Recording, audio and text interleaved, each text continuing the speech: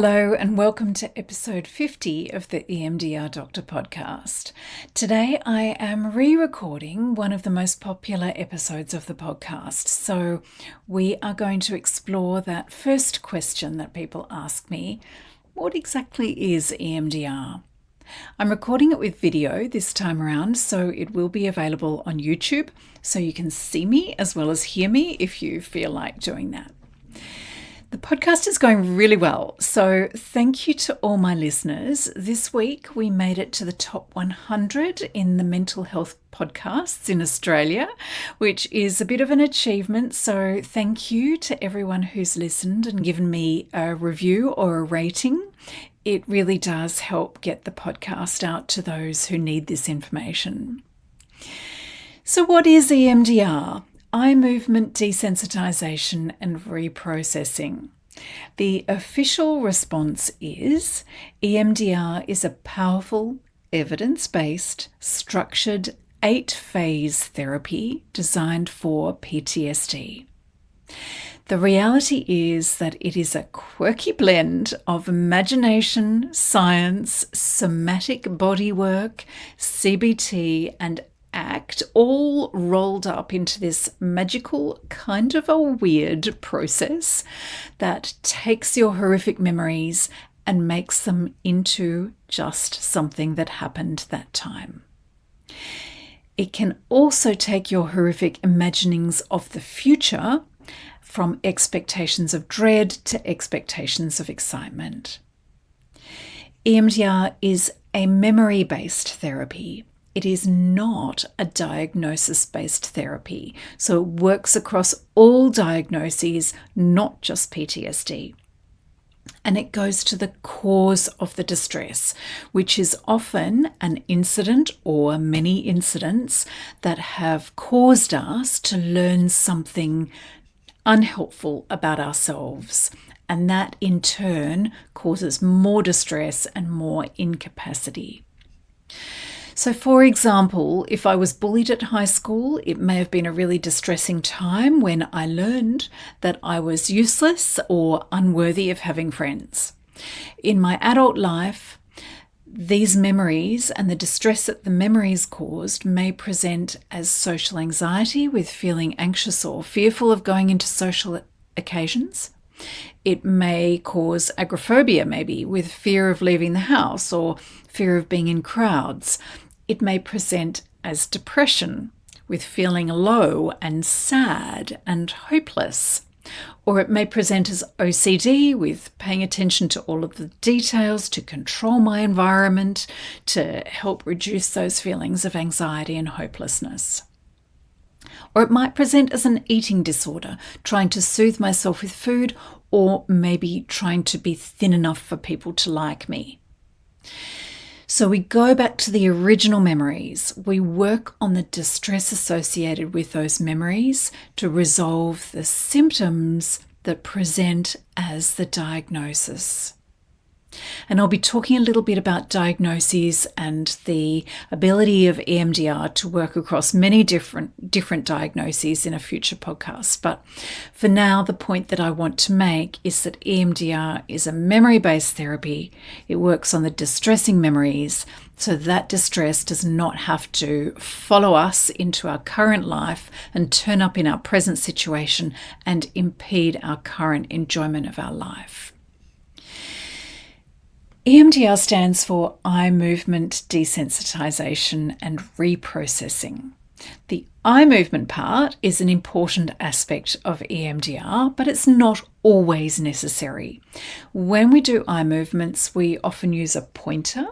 This is one of my pointers that I use. I have a variety, so we use that to move the eyes from left to right. We can use a light bar, we can use our hands or our fingers to use as a pointer, but we use some sort of bilateral stimulation to help the memory separate from the emotion that's attached to the memory.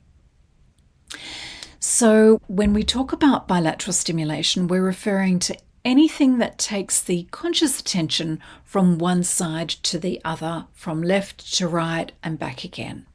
This is usually eye movements, but it can be other physical movements like tapping. I'm just tapping on my shoulders here for those of you who can see me. We can tap on our legs. We can use buzzies. I haven't got my buzzies to show you, but I've got buzzies that help with the bilateral stimulation. We can use rocking or drumming or walking. Even we can use sounds through headphones to engage both sides of the brain. The bilateral stimulation just needs to engage the brain in alternate left and right attention.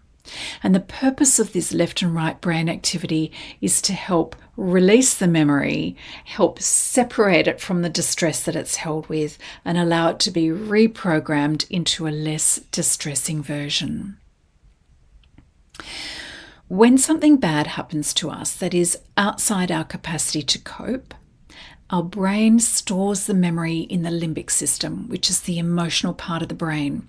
The memory is often held as a picture, like a photo or a Polaroid or a video, so it has the visual aspect, and it's associated with the other senses, like the smell, the sounds, the physical sensation, the emotion, and the thoughts that we're having about ourselves.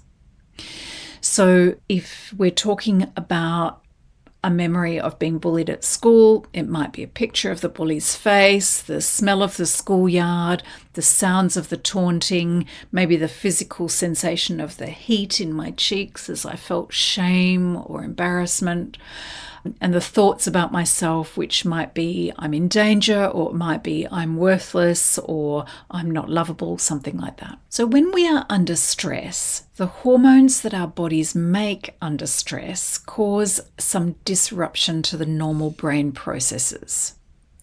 So if you imagine being in a very stressful situation, the body creates cortisol and adrenaline and noradrenaline, all the fight or flight hormones, and these hormones act on the brain as well as the body. So it acts on the body to help us fight or run away.